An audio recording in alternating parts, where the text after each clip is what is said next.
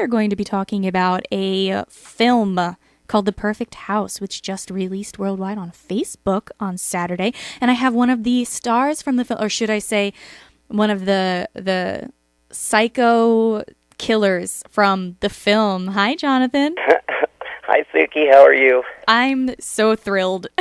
How are you? I'm doing great. I'm hanging out on my patio here in Colorado. Nothing could be finer. Oh, what's the weather like? Oh, it's right now, it's just absolutely perfect. It's about 75 degrees. There's just some wispy clouds, and there's a light breeze. It's pretty amazing. I definitely froze my giblets off this morning. Yeah, I'm sure we'll get some cold weather here, but it never gets quite as bad as it does for you guys. So. Well, now, the last time I talked to you, we mainly focused on your music, and we touched a little bit on The Perfect House, the film that just was released. But right now I want to focus on what life was before the release. I mean, this was the first Facebook official movie release, correct? Mm-hmm. And it's... First one. Yeah, I mean, it's a big deal. It is a big deal. And before it, I know I had it on my... Everybody was talking about the film and how it's this epic indie scary film, this epic horror flick. And it is. I love it.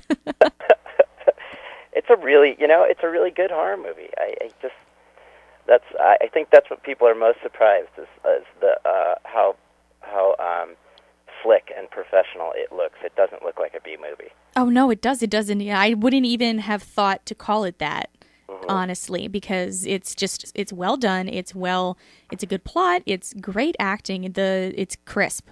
The scenes are well shot. Everything. It's just, I mean, you guys are professionals. It's not like you guys are running around with a handy cam. Well, the credit goes to Chris Holbert and Randy Kent. I mean, it was Chris's baby from the get. He wrote the script and co-directed it with Randy, and also Tal Lazar, the cinematographer. But also, their willingness to emphasize acting, which is also something that doesn't happen very often in indie films. So, Chris and I did a lot of work before the film, before I even traveled to go shoot, discussing the character, reworking certain things in the script. Things that sadly some that he didn't recognize when I got there. But it really we went into it with all the intensity that we possibly could, and it shows on a limited budget and limited time. It absolutely shows. Yeah, it was and it was for my first starring role back after such a long hiatus. It was just. What can I say? I'm very, very, very grateful. I was trained as a method actor, when I was younger, going to NYU, and it's just great to be able to go back and do this again. It really is. It's a wonderful experience, and I think the Facebook release, we'll see what happens with that. But I mean, I even had a meeting this afternoon talking with some people involved with some very big. Theater chains, and yes, you were saying you had mentioned something about having big just previews and debuts and it showing all over. Yeah, well, those guys basically bought a camper and painted the whole outside of it and drove around the country showing the movie. It was a pretty impressive feat for them, and they lived that real sort of, I guess you'd call it the rock and roll lifestyle. But if things go even, and they even drove to, Palo Alto, California, to confront the Facebook people directly. So that had a great deal to, do with how this whole thing got started. What kind of feedback have you been? Because one of the things that you're really all about is getting feedback from fans, from viewers, the audience, everyone. You want to know what's good, what's bad, what needs to be improved, what was rocking, what scared them, scared the piss out of them. Well, the two things, that I've heard. One is that the final, it's a horror anthology that goes over, a half a century in one house, and everything is shot in the style of that genre. But one of the things that I hear repeatedly is in the third story, the one with Felissa Rose, my former Sleepaway Camp co-star. That's the one people find the most disturbing.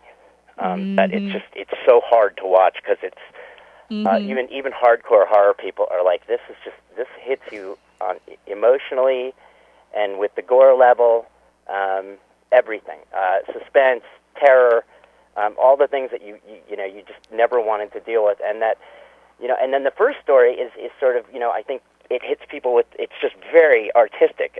It's beautifully shot, and it's got this sort of whole Hitchcock / film noir feel to it, which is very interesting. And then my story is more of the it's the psychological killer and his muse, and it's all about the dialogue between the two of them, because they're I was just explaining it to somebody as if it was sort of like Richard Burton and Elizabeth Taylor and Who's Afraid of Virginia Woolf, the just vicious back and forth that I have with Holly Green as my victim, and people really bought into the fact that we must have known each other for 5 years when in fact we had just met. You gave me the heebie-jeebies. It's so odd thinking, because I've met you a few times. I've seen you perform your music, and then I watch this film, and I'm just like, oh my God. I had so many people say that to me that it seemed too easy for me to tap into that. Oh no, because you said you're a method actor. My personality. Method actor. How do you even go about prepare? Because so I've done some acting and I understand what method acting is, and you said you're a method actor, and I'm like, oh God, what did he do to prepare for this? I don't even want to know, but I do. Tell me. It was it's kind of hard when you have a 5-year-old and a wife and 3 dogs, to put yourself in the position of this guy. So you have to work from the inside out. And for me, I did an after-school special many years ago with Uta Hagen, who's one of the most famous acting teachers in the world. So I actually went online and looked up a bunch of her exercises, and that's really where I got started. And then the rest of it was coming up with moments in my life where I felt that kind of rage, and how did I confront it in those moments? And if I could tap into that long enough before the film, then I could sort of play against it, and that's what I was trying to do, because I wanted John Dozy to be kind of funny. Yeah, he is. It's weird because you want to like him. I know. I maybe that's just me. Maybe that's just my weird twisted. I did that. That was perfect. That was totally planned. I mean. Okay, good, because I want to like you so badly, but at the same time, I'm like, oh my God, he needs to die. Yeah, he's awful. I mean, I think that's sort of in the genre of Freddy Krueger, and trying to think of what other terrible serial killers people honestly, Sleepaway Camp. Me, Charles Bukowski. Oh yeah, was like that was who I was thinking of when I was doing John Dozy, because and for those who don't know Charles Bukowski, you can go Google him. Movie Barfly and see Mickey Rourke play the autobiographical character, which is Henry Chernowski. And I apologize for my call waiting, but I'm going to let it go. Okay, good. I'm more important, right? Yeah, but it's and that's you live long enough, you get to see some pretty strange folks out there, and you wonder what makes them tick. And I've had a number of people tell me I'm weird anyway, so I take it as a compliment. It's a good weird. Yeah, I know. I mean, weird's good. Nothing wrong with weird. It's on Facebook. Okay, we're going back to the movie.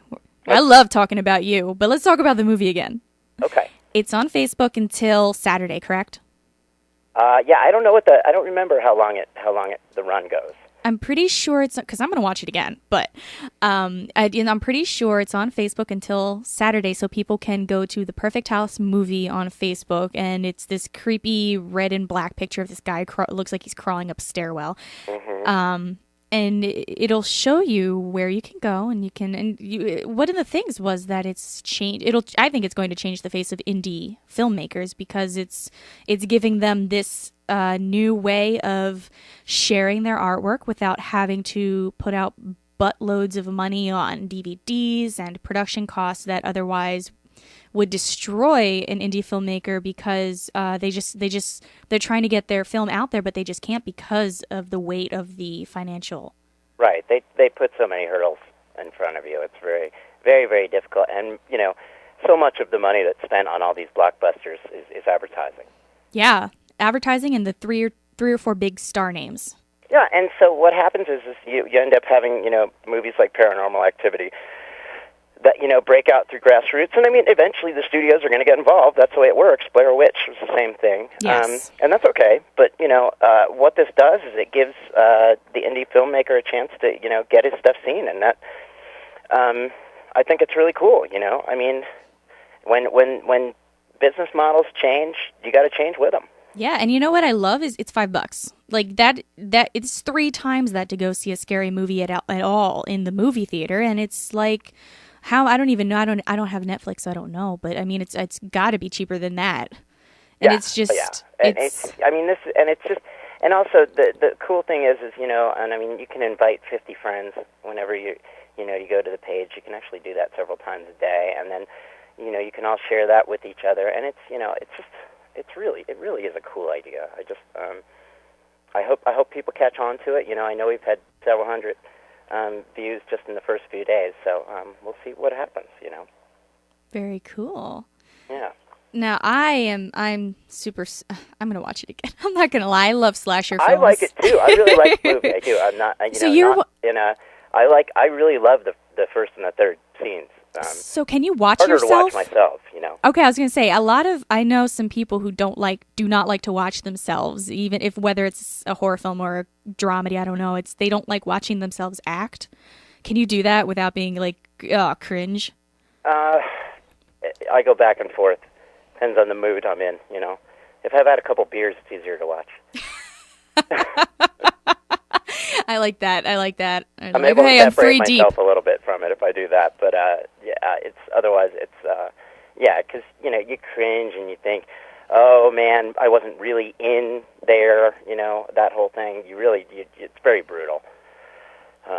Now, if you were to put a disclaimer or a warning on it for people who have, I guess, I don't have a queasy stomach. I love this stuff. I'm like, go in the room, get your head chopped off. But for people who aren't necessarily, who want to watch it and expand their cinematic horizons into the horror aspect, what would you say, is probably the worst thing they're going to see? I mean, you don't have to give away a spoiler, I would say, I think the thing that got most people was the slashing of the Achilles tendons. Oh my God, yeah! I think that was the one where everybody was like, oh God. I couldn't watch that in Kill Bill, so... The Epsom salts was pretty bad, too. Yeah. Okay, so you guys hear that. Achilles and Epsom salt. Yeah. Now that you're prepared, go to Facebook's, the Facebook page for the Perfect House movie and watch it. Yeah, it's really...